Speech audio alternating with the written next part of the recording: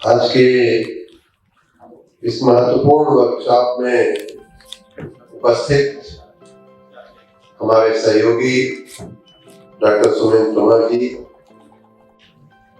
ऊर्जा विभाग के उच्च अधिकारी गण, माननीय देवराज जी, माननीय गुरु प्रसाद जी, ये जो आज वर्कशॉप हो रहा है समर्थ मिशन के सहयोग से, उनके तत्वावधान में और उनकी प्रेरणा से, उसके मिशन डायरेक्टर माननीय सुदीप नाथ जी, हमारे मध्य उपस्थित इस सेक्टर में काम करने वाले तमाम अधिकारीगण, तमाम कंपनियां, आईपीपीज और जो हमारे जनरेशन के जो प्लांट्स हैं उनके सभी अधिकारी और कर्मचारीगण, आप सबको इस महत्वपूर्ण विषय पर जो बायोमास के उपयोग के लिए थर्मल पावर प्लांट्स में वर्कशॉप है, उसमें आपकी उपस्थिति बहुत अच्छी है और बहुत ही सराहनीय है। बहुत ही मैं आप सबका अपने विभाग की ओर से आपका स्वागत करता हूँ, धन्यवाद करता हूँ उपस्थिति के लिए। ये विषय बहुत महत्वपूर्ण है। आप सबको मालूम है कि ऊर्जा हमारी एक बहुत ही बेसिक आवश्यकता बनती जा रही है। सच पूछिए तो ऊर्जा जो है वो, इसको अगर व्यापक रूप में लिया जाए तो ऐसा हमारे शास्त्रों में कहा गया है, जो कुछ भी है वो ऊर्जा ही है, और जो हार्ड या सॉफ्ट में दिखता है वो सब कुछ ऊर्जा का ही एक स्वरूप है। ऊर्जा से उत्पन्न हुआ एक प्रकृति की संरचना है। एनर्जी, जिसको अनेक रूपों से परिभाषित किया गया है अपने परंपराओं में, अपने शास्त्रों में, पुराणों में, उसी का प्रतिबिंब या उसी की छाया बाकी सब कुछ है, चाहे वो हार्ड में हो चाहे सॉफ्ट में। और ये भी कहा गया है कि हमारी प्रकृति में कुछ भी वेस्ट नहीं है। वेस्ट शब्द ही शायद हमारे संस्कार में, हमारी जो परंपरा है, संस्कृति है, उसमें वेस्ट शब्द ही बहुत कम यूज होता है, बहुत कम चीजों के लिए यूज होता है। यहाँ तक कि अगर हम पानी की बात करें तो समुद्र में पानी होता है, वही पानी वाष्पीकरण होकर के बादल बनता है और फिर उसी बादल से बरसात होती है। ये प्रकृति की साइकिल। उस साइकिल में अगर हम चलते हैं तो प्रकृति का संवर्धन होता है, प्रकृति का पोषण होता है। जब जैसे ही हम उस साइकिल को तोड़ते हैं वैसे ही हमारे आपके लिए आज भी समस्याएं खड़ी होती हैं और भविष्य की पीढ़ियों के लिए विशेष रूप से खड़ी होती है। वैसे ही जो बायोमास का मामला है, बायोमास मतलब कृषि या कृषि के से संबंधित जितनी चीजें हैं उनसे उत्पन्न जो मटेरियल है उसको बायोमास की व्यापक रूप में व्याख्या दी जा सकती है। वो बायोमास क्या है? कैसे एक छोटा सा दाना, एक छोटा सा बीज, गेहूं हो या धान हो, छोटे से बीज से कैसे वो अंकुरित होकर के कैसे बड़ा पौधा बनता है, कैसे वो फिर से धान और गेहूं पैदा कर देता है। ये एक प्रकृति की एक साइकिल है, एक प्रकृति की देन है। पौधे जो है, कोई भी पौधा, चाहे बड़ा पेड़ हो या छोटा पौधा हो, वो भी अपनी ऊर्जा सूर्य से लेता है। फोटोसिंथेसिस से उसको एनर्जी मिलती है, पृथ्वी से उसको उर्वरक शक्ति मिलती है, तब वो जाकर के बड़ा होता है, तब वो जाकर के फिर से वो, तो ये प्रकृति उसको बना रही है। और इसीलिए वो रिन्यूएबल एनर्जी का सोर्स बनने की जो बात हो रही है, क्यों वो रिन्यूएबल है, क्यों कोयला रिन्यूएबल नहीं है? तो इसलिए कि कोयला को कोयला बनने में हजार वर्ष लगते हैं जमीन के अंदर उसका वो होने में। लेकिन ये जो हमारा जो बायोमास है वो हर सीजन में प्रकृति की दी हुई शक्तियों से, सूर्य की किरणों से, सूर्य की गर्मी से फोटोसिंथेसिस करके सही पृथ्वी से ऊर्जा लेकर के, पृथ्वी से वो शक्ति लेकर के वो हर साल धान हो या चाहे गेहूं हो, चाहे अन्य फसलें हो, सब्जी हो, फल फलादी हो, सब कुछ हर साल हमारे समक्ष उपस्थित हो जाता है हमारे आप ही का पोषण करने के लिए। तो इसीलिए ये रिन्यूएबल ये सोर्स है। अब सवाल ये है कि भाई जो हमें चाहिए वो तो हम ले लेते हैं, लेकिन जो नहीं चाहिए उसका दुरुपयोग हो रहा था, उसका सही उपयोग नहीं हो पा रहा था। पराली शब्द जो है, मैं पहली बार ये शब्द जब दिल्ली में 2014 में मैं ज्वाइंट सेक्रेटरी बनकर के प्राइम मिनिस्टर ऑफिस में गया और दिल्ली पूरा धुआं धुआं धुआं धुआं, पूरा दिल्ली और पूरा नेशनल कैपिटल रीजन का जो क्षेत्र था, हरियाणा और पश्चिमी उत्तर प्रदेश से लेकर के दिल्ली में रहना मुश्किल था। हम लोग को फिर भी आदत पड़ी हुई है ऐसे धुआं गर्दे में रहने की, तो भारतीय लोगों को नहीं, लेकिन मैं जितने विदेशियों को देखता था तो नाक पे अपने, जैसे कोरोना में हम लोग मास्क लगाते थे, वो उन दिनों मैंने मास्क पहने हुए लोगों को प्रधानमंत्री कार्यालय के आसपास, राष्ट्रपति भवन के आसपास घूमते हुए फोटो खींचते हुए मैंने देखा था मास्क पहन के। आप लोग देखते हो तो ये बिना कोरोना के ही लोग मास्क पहनते थे दिल्ली में, क्योंकि इतना पोल्यूशन था। पोल्यूशन कहाँ से आता था? पोल्यूशन जो है, ऐसा बताया गया कि हरियाणा में कुछ पार्ट, अपने उत्तर प्रदेश के लिए जो पश्चिमी इलाके हैं, उन सब जगहों पे जाड़े के सीजन में खरीफ की फसल होती है, उसके बाद खेतों में धान के पड़े हुए डंठल को जलाने से ये पराली की जो समस्या, पराली जलाने से ये धुआं उपस्थित होता है और वो धुआं जाता ही नहीं, पूरा एक महीने पूरा दिल्ली जो है धुएं में रहता है। कुछ वहाँ की भौगोलिक समस्या भी ऐसी है कि वायुमंडल भी उसको उस धुएं को साफ नहीं कर पाता, वो पड़ा ही रहता है, जमा ही रहता है। और चूंकि ठंडी का सीजन होता है तो एटमॉस्फेयर में भी वो ऊपर नहीं जा पाता है। ये समस्या एकदम प्रत्यक्ष आप में से कई लोगों ने देखी होगी, मैंने स्वयं देखी है। इसमें से मैं अपने देश के यशस्वी प्रधानमंत्री जी को बधाई और धन्यवाद दूंगा कि उन्होंने कई तरह का फायदा हो सके उसी पराली से, उसी डंठल से जो खेत में जलाया जाता है, सड़ाया जाता है, उससे कई हमारे समाज के, हमारी अर्थव्यवस्था के कई तत्वों को, कई एलिमेंट्स को, कई भागों को उसका फायदा मिल सके। इस प्रकार की एक स्कीम उन्होंने सोची कि भाई क्या इसका ये जलाना ही एक विकल्प है, क्या हम कोई ऐसा विकल्प दे सकते हैं किसानों को जिससे उनको हमारे साथ सहयोग करने में उनको प्रेरणा मिले। कानून से नहीं होता है, जैसा हमारे माननीय मंत्री जी कह रहे थे कि केस कर देना, कि जो जलाएगा उसके ऊपर हम केस कर देंगे। माननीय प्रधानमंत्री जी ने कहा नहीं, केस करने का ये विषय नहीं है, केस करोगे और माहौल बिगड़ेगा और वो कहीं न कहीं तो किसान ले जाएगा उस पराली को, दिन में नहीं जलाएगा तो रात में जलाएगा, आपकी नजर से छिपा करके जलाएगा, कुछ तो करेगा, क्योंकि उसको अगली फसल लेनी है, उसको खेत अपना तैयार करना है और जब तक वो पड़ा रहेगा डंठल तब तक उसका खेत अगली खेती के लिए, रबी के लिए तैयार नहीं हो सकता। तो ये एक समस्या देश के सामने और विशेष रूप से एनसीआर रीजन के सामने आई। उसमें से ही मुझे लगता है समक्ष नाम का जो बीज अंकुरित हुआ और उसी का परिणाम है। मैं भी उन दिनों पावर मिनिस्ट्री में प्रधानमंत्री कार्यालय में देखता था, तो मेरा भी छोटा मोटा योगदान है इन सब इनिशिएटिव्स के लिए। उन दिनों ये सोचा गया कि क्या हम करें कि जिससे सभी को फायदा हो। पहला फायदा ये सारी बात जो अगला जो सेशन में थोड़े और डिटेल में प्रेजेंटेशन भी होंगे, यहाँ सुदीप नाग जी ने और हमारे पूर्व के सभी वक्ताओं ने इसके फायदे गिनाए हैं, बताए हैं और भी स्पष्ट रूप से आपको अगले सेशन में बताया जाएगा। उसके लिए भारत सरकार की जो एमएनआरई मिनिस्ट्री है उसकी भी स्कीमें हैं, पैलेट मैन्युफैक्चरर्स के लिए, बायोमास उत्पादनकर्ताओं के लिए। हमारे यहाँ भी नई पॉलिसी हम बायोफ्यूल की पिछले साल लेकर के आए, उसका भी डिटेल प्रेजेंटेशन होगा, उसमें भी कई सारे इंसेंटिव्स दिए गए हैं।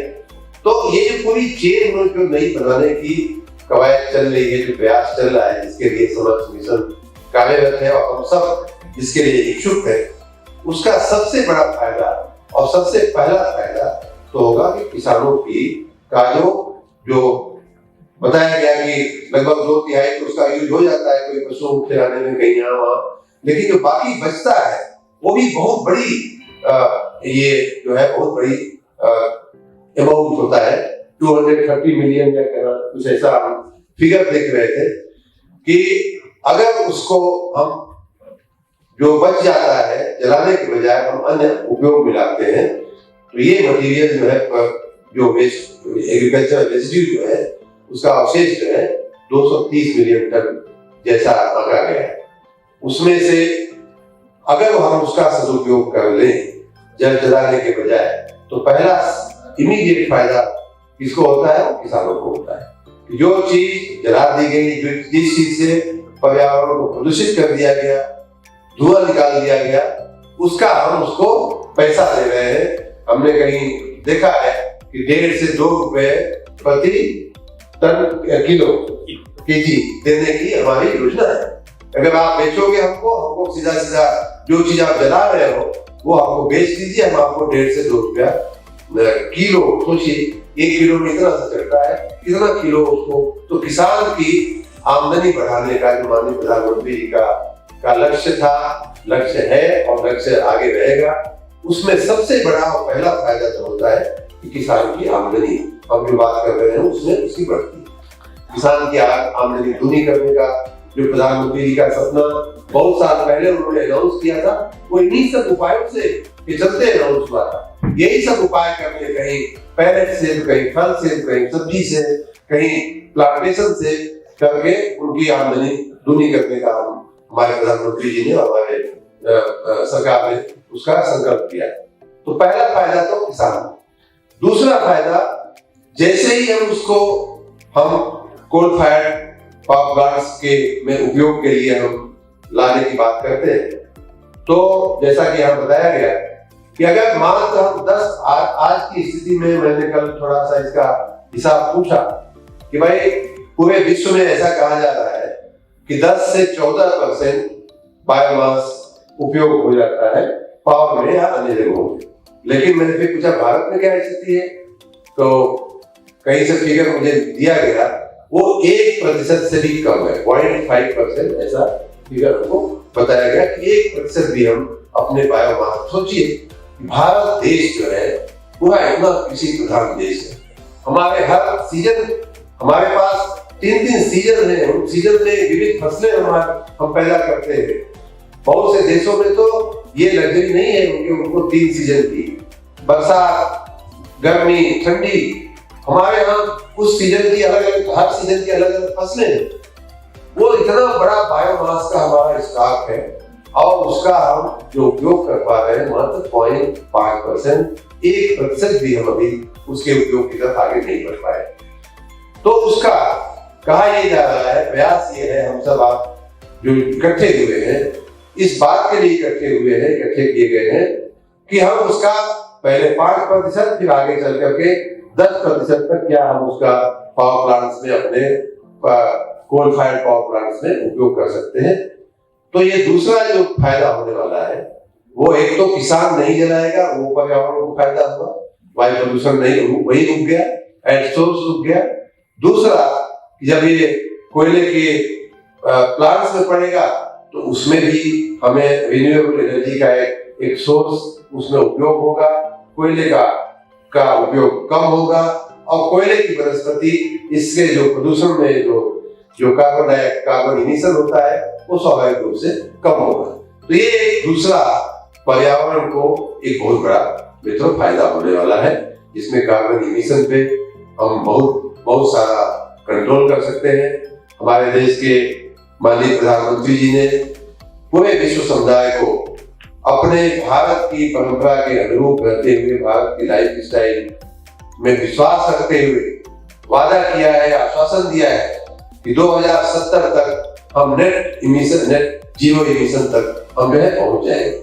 ऑलरेडी भारत की बड़ी प्रशंसा हो रही है पिछले सालों में, जो रिन्यूएबल एनर्जी में काम हुआ है, चाहे वो सोलर हो, चाहे बायो हो, चाहे अन्य हमारे जो क्लीन एनर्जी के जो सोर्सेज है उनमें जो काम हुआ है, उस पर पूरा विश्व जो है अचंभित है कि कैसे इतना भारत में, क्योंकि ये इसलिए भारत में हुआ है, हो रहा है और हो सकता है ये हमारी परंपराओं के अनुरूप है। हम वो जो पराली या गेहूं का बना हुआ जो भूसा हम उपयोग करते थे, समस्या बीच की आई है, वर्तमान में आई है। हुआ ये है कि जो वही पराली जो है हमारे पशुओं को खिला दी जाती थी। पर मैं गांव का रहने वाला हूँ, धान का जो डंठल जिसको सामान्य रूप से पराली कहते हैं, उसके इतने मैंने खुद उपयोग देखा है। पूरा हमारे उत्तर प्रदेश के पूर्वी इलाकों में उसको पूरा बोलते हैं। आप में से कई लोगों को ने ये सब शायद सुना होगा, पूरा। तो उस पोहे का इतना उपयोग था, हम लोगों ने खुद बचपन में उसको मशीन चला करके पहले पूरा काट करके पहले पशुओं को पहला काम ये होता था कि उसका चारा खिलाया जाता, सूखा पूरा करके खिलाया जाता था, हरा वाला भी खिलाया जाता था। हरा से फसल नुकसान होती थी इसलिए हरा लोग कम खिलाते थे, लेकिन सूखे का उपयोग होता था। फिर ठंडी के सीजन में उसी पोहे का उपयोग पशु जहां बांधे जाते हैं उनके नीचे बिछाने का होता था कि आप लोग कितने लोगों ने देखा है उपयोग होते हुए? कई लोगों ने देखा है। कई बार गाँव में मेहमान जब आते थे, जब रजाई गद्दे की कमी पड़ती दिखती थी या खटिया बिछोने की कमी पड़ती दिखती थी, तो उस पोहे को हम नीचे बिछा करके, और कई बार हमने देखा है कि पूरी ठंडी के सीजन में महीना 15 दिन वो व्यवस्था ऐसे ही बना के रखी जाती थी कि जब भी जरूरत पड़ेगी तो इसको हम लोग उपयोग कर लेंगे। उसी पे हम खुद बचपन में कई बार क्या कई सालों तक हम लोग उस पे सोए। तो ये हमारे समाज में पराली का पुरातन जो संस्कृति में हमारी व्यवस्था में जो उपयोग था वो होता था। आज क्या हो रहा है? आज वो उपयोग नहीं हो रहा है, इसलिए एक्स्ट्रा हो रहा है। हमारी फसल भी थोड़ी ज्यादा पैदा होने लगी। हमारी खेती जहाँ नहीं होती थी पहले, उन खेतों को हमने ठीक करके खेती करना शुरू किया। उत्पादकता में वृद्धि हुई, उत्पादन में वृद्धि हुई, हमारी अन्न पैदा करने की हमारी क्षमता में वृद्धि हुई, उसके लिए उस बढ़ेगी। और साथ में जानवर नहीं है कोई हमारे घर पे जहाँ हमने हमारी याद में 10-10, 12-12 जानवर हमारे घर पे होते थे, आज एक भी जानवर नहीं रख पाते हैं लोग, क्योंकि वहां कोई करने वाला नहीं है। सभी घरों की सभी जगह की यही स्थिति है। गद्दे आ गए, एसी आ गया, कूलर आ गया, हीटर आ गया, वो सारा जो उपयोग है उसका खत्म हो गया।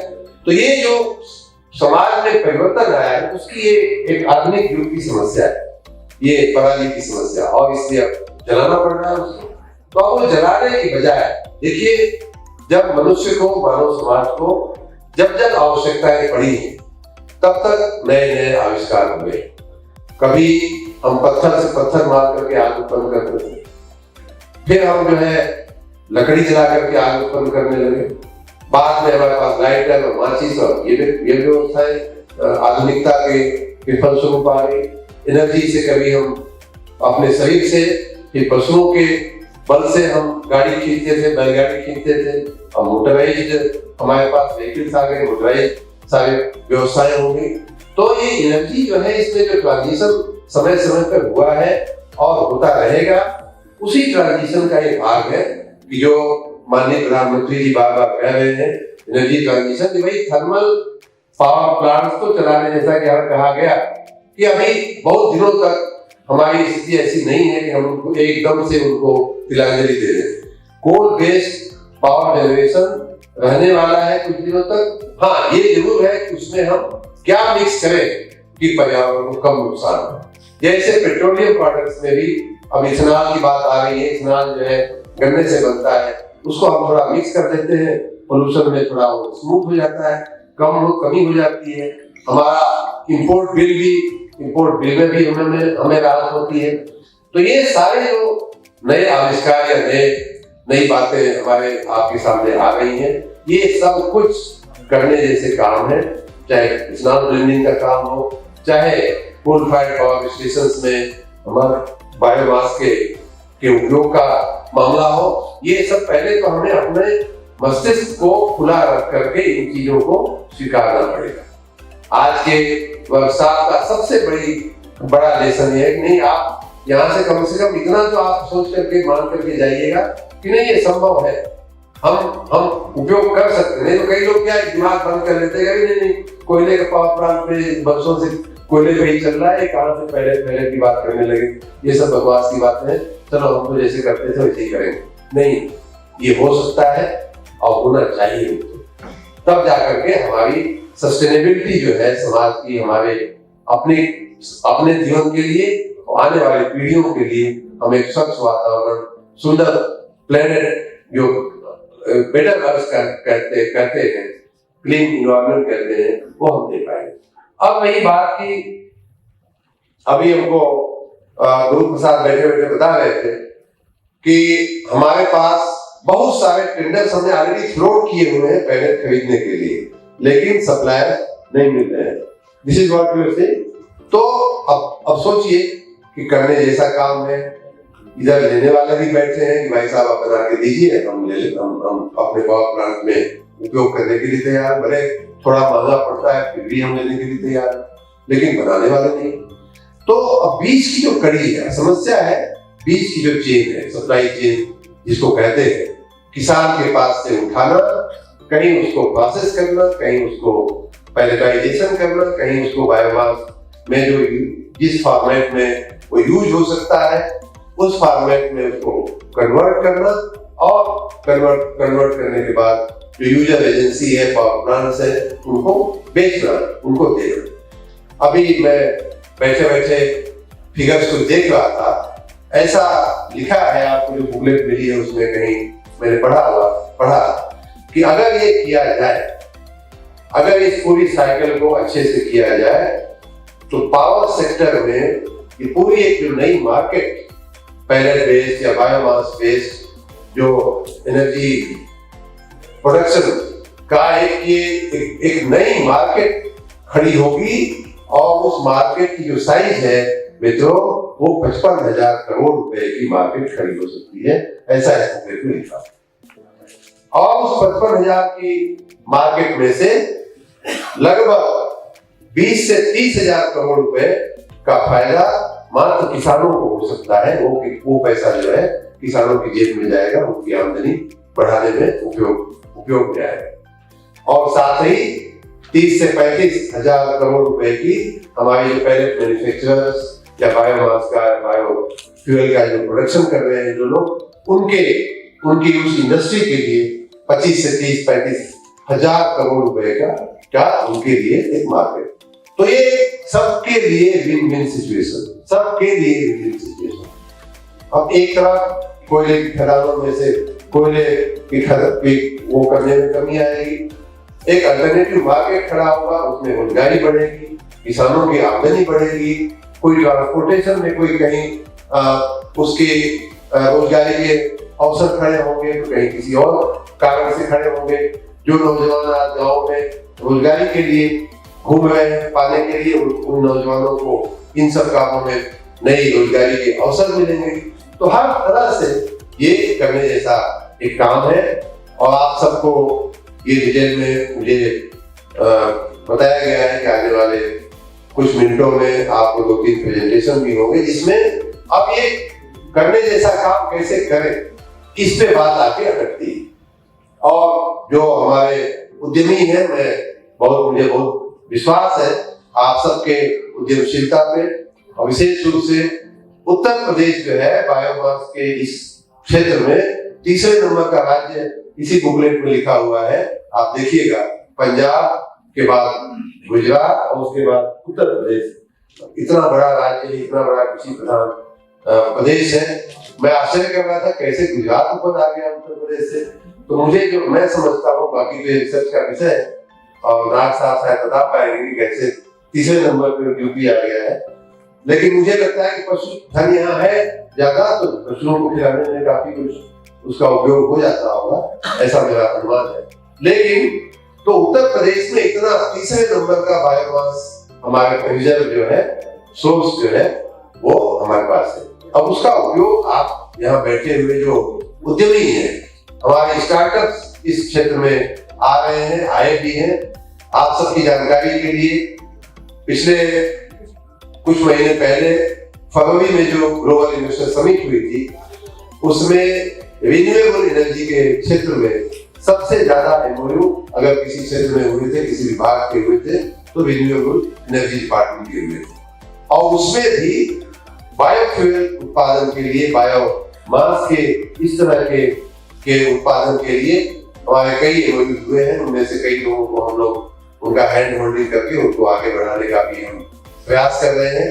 हमारी पूरी पिछले साल 2022 में हमने पूरी एक पॉलिसी बनाई हुई है, उसका भी प्रेजेंटेशन आपके समक्ष होगा कि भारत सरकार क्या दे रही है, हमारी राज्य सरकार क्या दे रही है, और इस क्षेत्र में उद्यमशीलता लाने में, आपको उद्यम खड़ा करने में, इंडस्ट्री खड़ा करने में आपको क्या क्या इंसेंटिव्स हैं, क्या क्या सप्लाई चेन की कनेक्टिविटीज हैं। कहीं हम सड़क बनाने तक के लिए हम पैसा दे रहे हैं कि अगर कोई ऐसा प्लान ऐसी जगह पे स्थापित होता है और उसकी क्षमता एक निश्चित क्षमता से ऊपर की है, तो हम यहाँ तक कि सड़क बनाने आपको एक मोटिवेबिलिटी मतलब कनेक्टिविटी के लिए भी हम आपको इंसेंटिव देने की तक की हमारी योजनाएं हैं। तो इन योजनाओं को का लाभ लेते हुए मित्रों, और जो पोटेंशियल पूरा बताया गया, किसान को फायदे कराते हुए, पर्यावरण को फायदे कराते हुए, हमारे कोल फायर्ड पावर प्लांट्स को फायदे कराते हुए, तमाम चेन को सप्लाई करने में आप उद्योग स्थापित करिए। हम सब आपके साथ खड़े रहेंगे, इस दिशा में आप जो भी करेंगे उसमें हमारा पूरा समर्थन है। और मात्र इसलिए नहीं कि हम पावर प्लांट या पावर मिनिस्ट्री चला रहे हैं, इसलिए नहीं, इसलिए भी ये हमारे समाज के लिए, आने वाली पीढ़ियों के लिए, हमारे पर्यावरण के लिए ये करने जैसा काम इसलिए हमें करना है।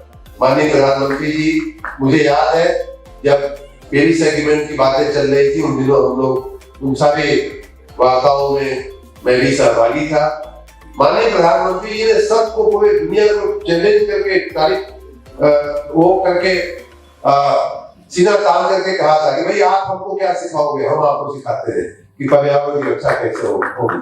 हमारी तो पूरी लाइफ स्टाइल जो है वो इसी पे आधारित है कि हम सस्टेनेबल करना चाहते हैं। हम वृक्ष में भगवान को देखते हैं, वृक्ष में हम नारायण को देखते हैं, पृथ्वी को हम माँ मानते हैं, पानी को हम ईश्वर का वरुण देव मानते हैं। तो ये सब रूप करना हमारी संस्कृति में कभी रहा नहीं है। आप मेहरबानी करके हमको ज्ञान मत दीजिए, हम आपको कुछ ही सालों में हम दिखा देंगे कि हम क्या कर सकते हैं। और सच में भारत ने वो दृष्टांत को प्रस्तुत करके दिखाया है कि हम अपनी, अच्छा उन लोगों का एजेंडा ये था, पश्चिम का एजेंडा ये था कि भाई भारत और चीन बड़े देश हैं, बहुत ज्यादा पोल्यूशन कर रहे हैं और इनकी एनर्जी नीड बहुत ज्यादा है, तो ये बात तो क्या किया जाए, क्या हम अपने घरों में बल्ब न जलाएं, क्या हम अपने गांव में इलेक्ट्रिफिकेशन न करें, क्या हम अपने जो वंचित लोग हैं इलेक्ट्रिसिटी से, क्या हम उनको बिजली न दें, क्या हम उनको अंधेरे में हमेशा के लिए रखें। आपका क्या कहने का मतलब है? तो उन्होंने कहा नहीं आप ये नहीं, लेकिन ये बात भी सही है कि आप बिजली पैदा करोगे पोल्यूशन होगा। हाँ भाई, लेकिन उसका उपाय कुछ और निकालो। उपाय ये थोड़े ना कि हम पावर प्लांट, बीच का ऐसा समय आया था कि power plant, coal fire power plant मतलब एकदम क्राइम, बंद कर दो, नए स्थापित होंगे, ऐसा एक बीच में समय चला था। कोई ग्लोबल एजेंसी ऐसे पावर प्लांट के लिए लोन देने को तैयार नहीं थी, पैसा देने को तैयार नहीं थी, कोई मल्टीनेशनल एजेंसी। ये भारत का नेतृत्व था मित्रों कि इस पूरी पश्चिम की इस पूरी दादागिरी को हम लोगों ने खत्म किया कि नहीं, ये व्यवस्था नहीं चलेगी, ये जो आप पढ़ा रहे हो, सबको सिखा रहे हो, ये व्यवस्था हम नहीं स्वीकार करेंगे। क्लाइमेट जस्टिस ये शब्द जो आया माननीय प्रधानमंत्री, ये भारत की देन है। ये सब कि हम क्लाइमेट को हम बिगाड़ना नहीं चाहते, लेकिन इसके जरिए जो आप दुनिया के कुछ हिस्सों पे, डेवलपिंग कंट्रीज पे, हमारे जैसे देशों पे जो आप लोग अन्याय करने के लिए उतारू हो, वो हम अन्याय स्वीकार नहीं करेंगे। माननीय प्रधानमंत्री जी के नेतृत्व में पूरी दुनिया के जो ऐसे देश थे वो सब एकत्रित हुए और ये कहा गया ठीक है, हम अपनी बिजली की जरूरत पूरा करेंगे। जिसको बिजली नहीं मुहैया हो रही है, आज भी एनर्जी एफिशिएंसी या यूं कह लीजिए कि हमारी पर कैपिटा बिजली का जो कंजम्पशन है बहुत कम है, पूरी दुनिया की अपेक्षा अगर देखा जाए तो बहुत कम, कहीं नहीं है। हम बिल्कुल कहीं एकदम नीचे के पायदान पे खड़े, तो क्या मतलब कि हम वहीं रहेंगे, हमारी प्रति व्यक्ति जो बिजली का कंजम्पशन है वहीं रहेगा? नहीं, हम आगे बढ़ाएंगे, हम उसको ऊपर ले जाएंगे, लेकिन हम साथ में एनर्जी ट्रांजिशन या क्लीन एनर्जी हम उसमें इंट्रोड्यूस करेंगे। हमारा बहुत सारा एनर्जी का जो सोर्स है वो क्लीन एनर्जी से आएगा और उस प्रक्रिया में ऐसी संस्थाओं का भी सोचा गया पराली जैसी चीज को, कि हम किसी चीज को वेस्ट न माने। इवन शहरी कचरे को, शहरी जो वो कूड़ा होता है, कचरा होता है, उसमें से भी कचरे से कंचन, ये सब सारे शब्द जो है माननीय प्रधानमंत्री जी ने देश को दिए हुए। तो ये सारी संभावनाएं, कचरे से कंचन बनाना, वेस्ट से वेल्थ बनाना, ये सारी संभावनाएं हमारे आपके बीच में तो पड़ी हुई है। हमें अपने दिमाग को थोड़ा खोलना होगा, नई चीजों को स्वीकारना होगा। और यही मानव सभ्यता का यही इतिहास है, हमारे इवोल्यूशन का, हमारे विकास का यही इतिहास है कि जैसे जैसे समय आया है, जैसे जैसे आवश्यकताएं बढ़ी हैं, हमने नए नए प्रयोग किए हैं, नए नए आविष्कार किए हैं, नए रास्तों पे चले हैं, और हम उसमें से 10 में से दो असफल होते हैं, निष्फल होते हैं, लेकिन 9 और 8 तो सफल होते हैं। तो उन चीजों को हमें एडॉप्ट करना पड़ेगा। मैं आप सबको इस वर्कशॉप में आने के लिए, और विशेष रूप से जो लोग ये पहले की मैन्युफैक्चरिंग में या बायोमास के सही दिशा में उपयोग करने की, बायोफ्यूल की दिशा में या बायोमास के उपयोग की दिशा में पहले की मैन्युफैक्चरिंग करके हमारे पर्यावरण को, किसानों को, बागवानों को फायदा, रोजगारी खोजने वाले नवयुवकों को फायदा दिलाने वाले जो पूरी कड़ी है, पूरी श्रृंखला है, पूरी चेन जो है, उसमें योगदान देने के लिए आप सब यहाँ जो एकत्रित हुए हैं, आप सबको बहुत बहुत बधाई, बहुत बहुत धन्यवाद। मैं आशा रखता हूँ कि जैसा कि नायक साहब ने बताया कि ये भारत सरकार के इनिशिएटिव से ये एक बहुत बड़ा एक अभियान शुरू किया गया है माननीय प्रधानमंत्री जी की प्रेरणा से। और उत्तर प्रदेश में भी हमारे माननीय मुख्यमंत्री माननीय योगी आदित्यनाथ जी की भी परिकल्पना है कि हमें समाज में, अर्थव्यवस्था में ऐसे तमाम उपाय, जिनको हम सस्टेनेबल कह सकते हैं अंग्रेजी की भाषा में, लेकिन जो भारत की परंपरा के अनुरूप है, पहले से ही अनुरूप है, उन सब प्रयोगों को हमें आगे बढ़ाना चाहिए। इस भावना वाली सरकारें हमारे देश में और प्रदेश में शासन कर रही हैं, तो इस काम में हम आगे लगे। कोई भी कहीं भी कोई रुकावट आएगी, कोई दिक्कत आएगी, हम सभी आप सबके दिक्कतों में सहयोगी बनने के लिए तैयार हैं। मैं आपसे वादा करता हूं कि आप इस दिशा में एक कदम उठाएंगे तो हमारा विभाग और हम सब आपके साथ 3 कदम आगे उठाने के लिए हम हमेशा तत्पर रहेंगे। आपको कहीं कोई किसी प्रकार की कोई तकलीफ होने वाली नहीं है। मैं विशेष आज के इस अवसर पे अपने नौजवानों का आह्वान करता हूँ, स्टार्टअप्स का विशेष रूप से आह्वान करता हूँ कि आप लोग इस दिशा में जरूर आगे आए, और ये नए खुलते हुए जो आर्थिक क्षेत्र है, ये उसमें से एक बहुत बड़ा आर्थिक क्षेत्र है, जो हजारों हजार करोड़ रुपए का मार्केट हमारे आपके सामने उपस्थित करता है। उसमें हम लोग लगे। आप सबको बहुत बहुत शुभकामनाएं। आप कुछ कहना चाह रहे थे?